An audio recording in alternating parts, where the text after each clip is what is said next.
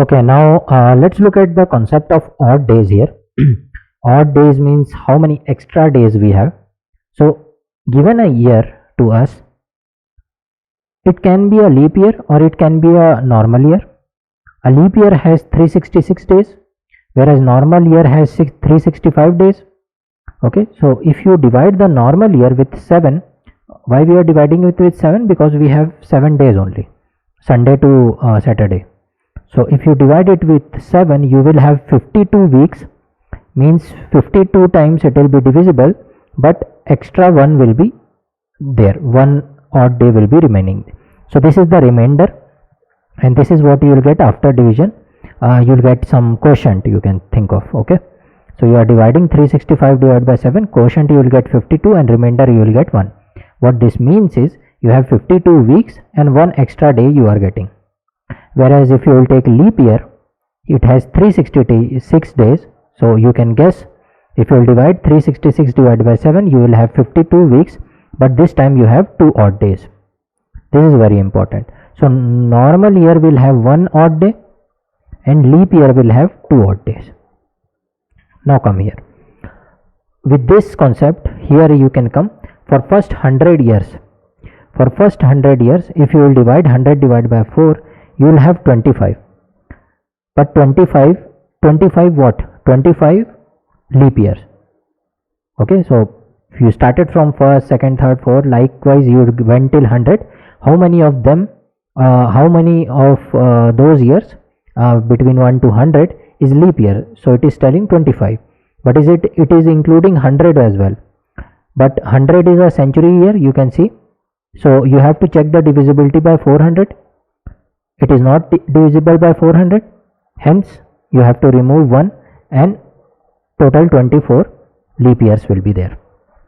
Okay, in 25 it was taking 100, it was including 100 as well, but 100 is not a leap year because the condition is a divisibility by 400 and it is not divisible. That's why it is not a leap year. It is a normal year, 100th year. So total you have 24 leap years. I'll write it, 24 leap years. Here I've already written it. So 24 leap year, and remaining out of 100 is 76. 76 will be normal year. So you remember this. I'll remove it now.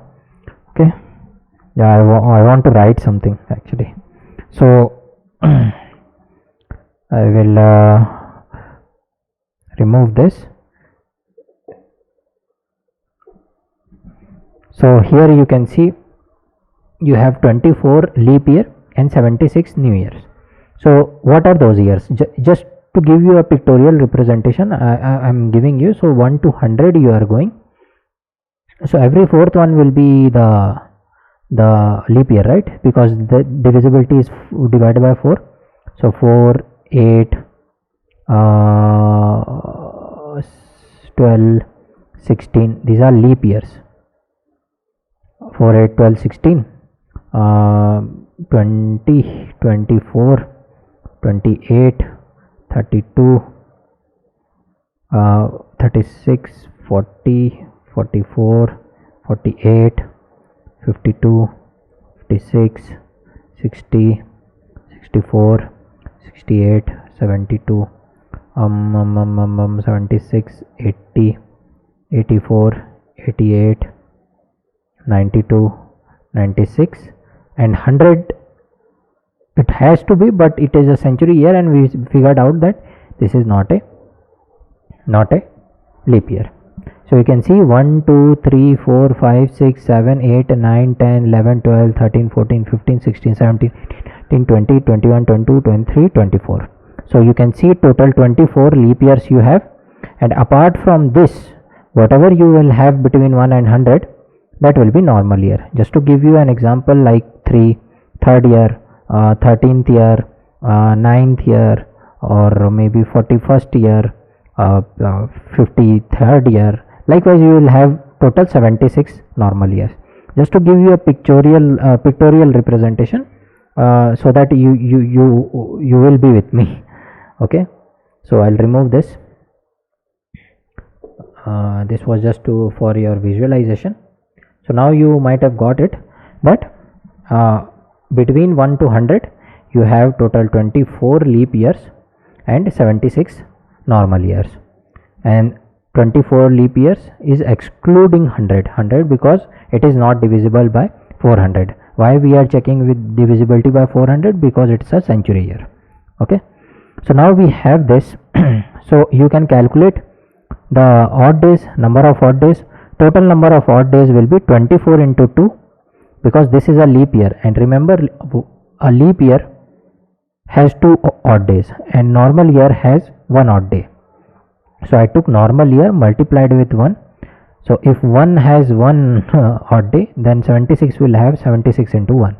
Similarly, 1 leap year has 2 odd days, so 24 will have 24 into 2. So total will be 124 days. But you only have 7 days in your week, right? It does not have to be, it should not be greater than 7, 7. So what you did is divided by 7, and you saw that quotient is 17. That means 17 weeks plus 5 odd day. Okay, that's the remainder. So what you are getting is 5 odd days. That will be the number of odd days in first 100 years. So for conclusion is, for 100 years you have 5 odd days. So I'll make a table here. For 100 days, for 100 years you have how many odd days? This is years, this is odd days. Okay, how many odd days? 5 odd days you have. Similarly, if you look from 100 to 200, again you will have 5.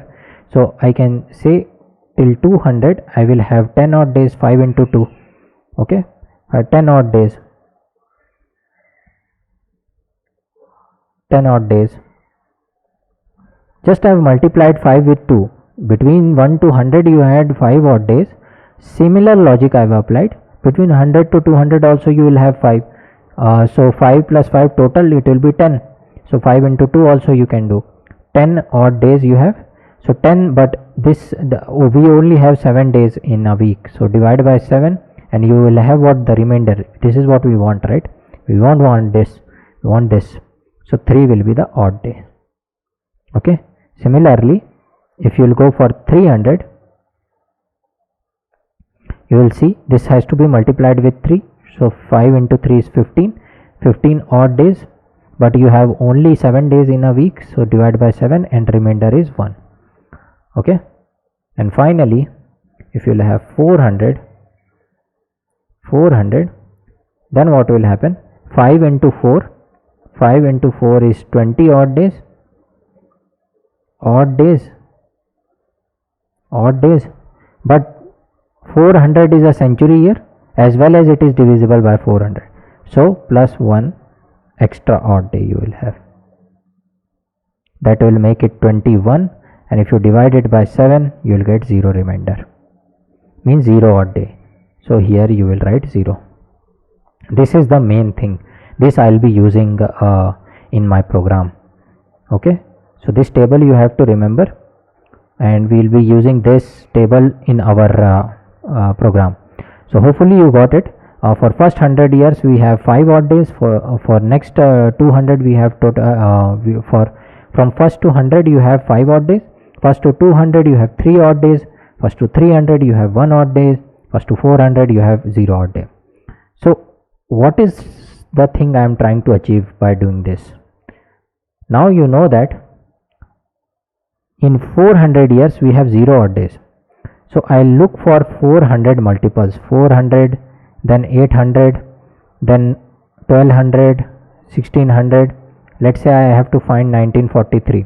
So this will be the closest century year, right? If I'll go one more extra, this will become 2000, which is greater than 1943. This is something I don't want. So I have to be here. Now why I am looking at this is because every multiple of 400 will have 0 odd days. So it's like you start from 0 or you start from 1600. There won't be any effect because your odd days is becoming 0. Okay. So from 0 to 1600 there won't be any change. from 1600, then what you will do, that I will tell you, but the point of this table is to use this facility of having 0 odd days every 400 multiple of years. Okay, so hopefully you have got it. So I'll be using this, and then let's say you have reached 1600, then what I'll do is, I'll run a for loop which will iterate in hundreds. So it will go to 700, 1700, then 1800, and finally stuck at 1900, because that's the closest to this. Okay, so I'll do the calculation, but first I wanted to just give you a glimpse that why we are going for this odd day, and why this table is very important. Again, you will, if you want to move on, then for 500 you will have 5 odd days, 600 you will have 3 odd days, 700 you will have 1 odd day, and then 800 you will have again 0. Similarly, if you will go 900, you will have 5, 1000 you will have 3, 1100 you have 1, 1200 you have 0. Likewise you will go. So there is no change in your number of odd days, extra days. Whatever it was at 0 at first year will be same, will be there at 1200 year as well, because there is no extra day, odd day. That's why. So from a beginning to last till 1200 there won't be any extra day. So extra day is very important to calculate the date of a, or the day of a date.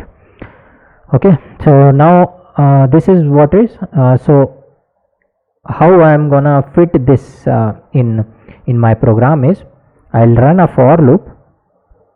Okay, I is equal to 0, let's say, and I'll run it in multiple of 400.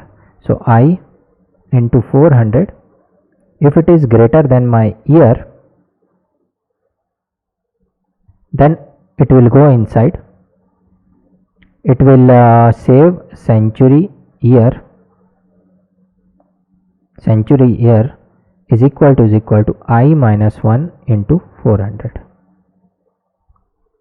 Okay, so if it will start with 0, let's say your year example, if I'll take, let's say your year is 1972.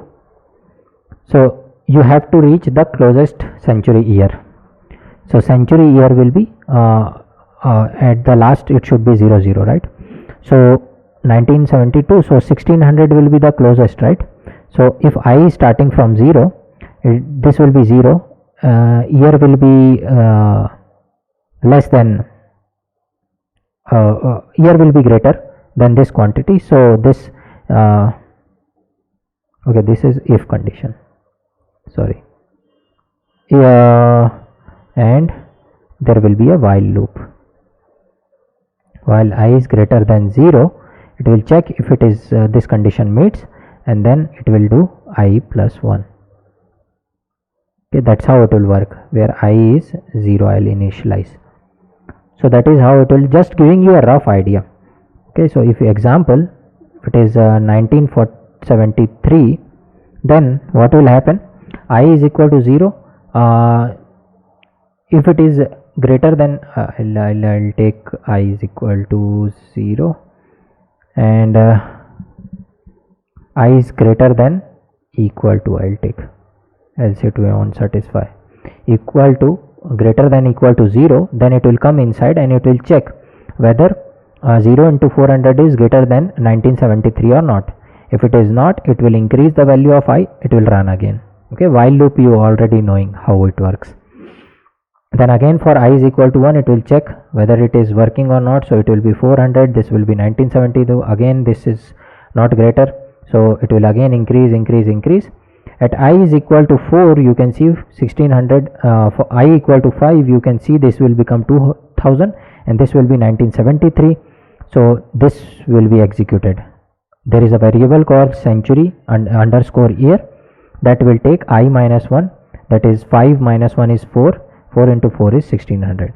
So century year here will be 1600. Why we are looking for century year closest to the year given to us, because this will have 0 odd day. Okay, so that is how I'll implement the finding the century year closest to our given year. Okay, now the next step I'll go in the next part.